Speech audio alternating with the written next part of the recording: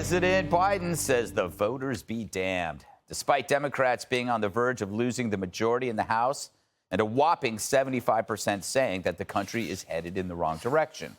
The big guy says he won't be changing anything unless it's his pants. What in the next 2 years do you intend to do differently to change people's opinion of the direction of the country, particularly as you contemplate a run for president in 2024? Nothing, because they're just finding out what we're doing. The more they know about what we're doing, the more support there is. Okay. Biden's vow to stick to his guns post-midterms is getting called out by his pals in the media. When he was asked, would you change anything? Right. Yeah. He said, no. Now, you have 75% of the country saying that we're headed in the wrong direction. He said he just wouldn't do anything different because, of course, our achievements take a long time to be recognized. That's insulting people. And I don't think that was a good answer from the president. And after relentlessly attacking Republicans as the greatest threat to democracy, Biden now says he's open to working with them. Funny. Look, I also think the American people sent a message that they want us to work together.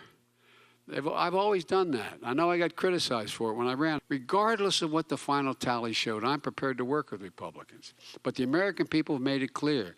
They expect Republicans to work with me as well. Oh, Dana. Yeah. This drives me nuts because I always go back to that debate between him and Kamala where he called her a racist. When she called him a racist, and then afterwards, it's just a debate. We're going to work together. And you know where they were today? Where? At Howard Theater. Yes, there you go. So now it happens again. I'll say you're the biggest threat to society, to civilization, to democracy, but maybe we can work together afterwards. Yeah, I think people have longer memories nowadays. Yes. I don't know, it might be all the supplements and nutrition that have improved. I feel that Biden seems to think that the Democrats had a better night than expected because of him, not in spite of him. And whether he likes to think about this or not, Washington is changed as of this moment, because we know that the House majority is going to change, possibly the Senate. And so that does have it has an effect of focusing the mind. The other thing that it does is it makes the media have to follow divided government. Right. And when in the Bush administration, when we lost the majority in that 2006 midterm, almost immediately, all the attention went to the Hill, and that's where they drove all of the news because it was an adversarial thing. Or it was different, and there was a contrast. And we'll see what the media does with it. You'll have to maybe tune in here to find out other things. But I do believe that he will try to continue to do things that are illegal, right? And we're going to talk about it a little bit later, but he knows that the student loan forgiveness is illegal, but they did it anyway. But now they'll have to figure out a way to deal with it. So I don't know how he plans to say, okay, well, I'm going to do this thing that you say that you hate, but you have to work with me on it. I mean, how do you work with something when you know it's illegal? Yeah, exactly. There's no compromise there. Exactly. You know, Judge, he says he's not going to change. Is that arrogant or just clueless? It's arrogant, clueless, tone deaf, stupid. And I mean, I don't know what else. I got my thesaurus out for that one. Look, this man is so delusional. He really thinks that they did a great job. And you know what? To a certain extent, you have to, everybody was predicting a red wave, and we really have to ask, who are the pollsters who predicted the red wave? Why is the data collection different? Why are they telling us things that are not actually happening? It was pretty close. Who's doing the polling? Just the numbers. Overall, the state of polling was actually exceptionally accurate, which had one or 2 points. Well, then who came up with red there wave?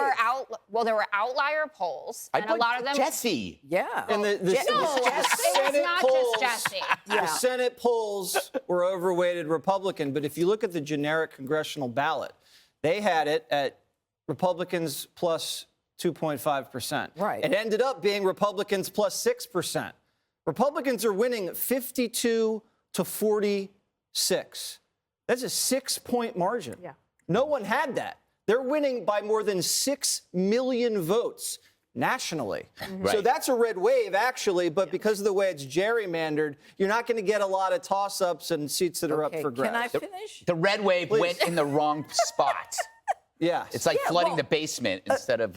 And the truth is that the Democrats, so many of them are in districts where Biden won by double digits, that they didn't have to worry about a lot of this. And in the end, I mean, what you've got is a president now who is really a force within his party saying, I'm going to run again.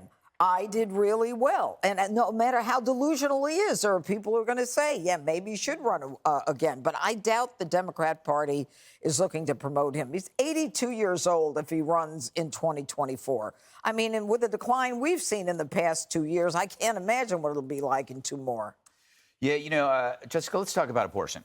So, hasn't Biden always kind of been about low expectations, right? It's like. He's an understated guy. What I mean, I'm saying it as a bad thing. I get what you're saying, but I'm now turning it into a good thing. That's what we do. He has been consistently underestimated from the primary into winning the general election. And now the Democrats did perform above expectations by everybody. Everyone sitting at this table had a different idea of what was going to happen. I was saying that everything he does, he was okay with the Afghanistan pullout. He was okay with millions of COVID dead. He's okay with fentanyl pouring through our borders.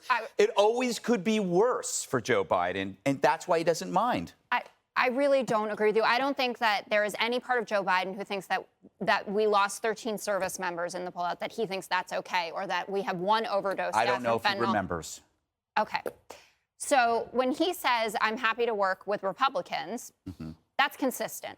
He got infrastructure done with them, and he got gun reform done with them. When he talks about Republicans that you can't work with, he's talking about a lot of the people who lost their elections. And there are tons of interesting things coming out of the exit polls.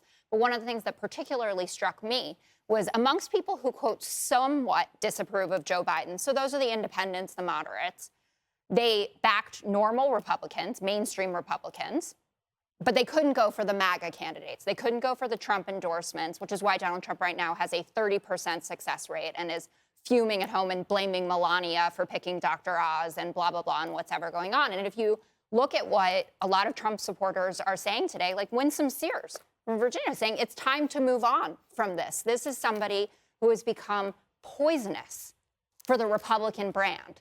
And you can call it Trump derangement syndrome or whatever you want.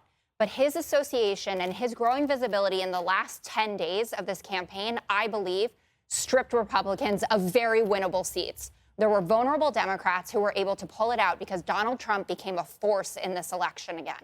Bad people, bad Democrats won too.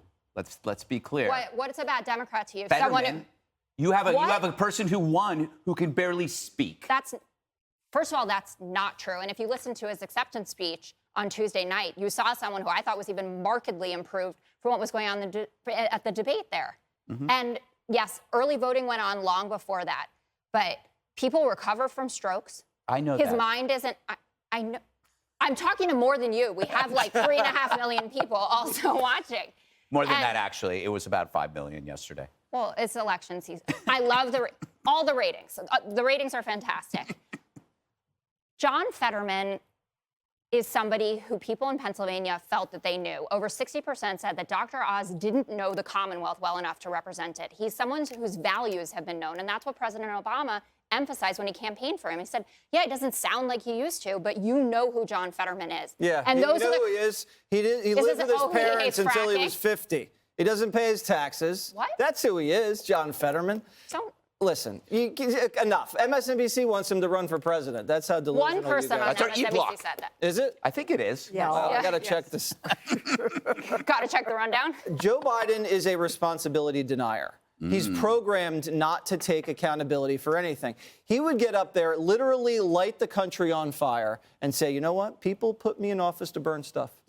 They trust me with matches. The other side wants to put out the fire, but they're going to make it worse. But trust me, the experts are saying this fire is going to be out next year, and America's going to like this country well done. That's the kind of guy we're dealing with here. And he's going to have to deal and change with Republicans whether he likes it or not. Nancy was a shopaholic. They spent $20 trillion in 3 years and wondered why we have record inflation. Republicans are going to keep the purse tight, not like Nance, and they're not going to let him spend like a drunken sailor. And that's going to help Joe Biden politically. Right. So he should kind of like McCarthy with the gavel. Also, he's going to have to deal with the border because the Republicans are going to impeach Mayorkas if he doesn't do anything differently than he's doing right now. So that'll also help Joe Biden. He should be happy McCarthy's in there. Everybody should be happy. A balanced government is good. You can't always get what you want. Who's saying that? Air Supply. Hi, everyone. I'm Brian Kilmeade. I want you to do me a favor. I want you to click to subscribe to the Fox News YouTube page. This is the only way that I know for sure that you're not going to miss any great commentary, any great news bites, any great interviews coming your way on Fox. You can get it all here on YouTube. So subscribe right now.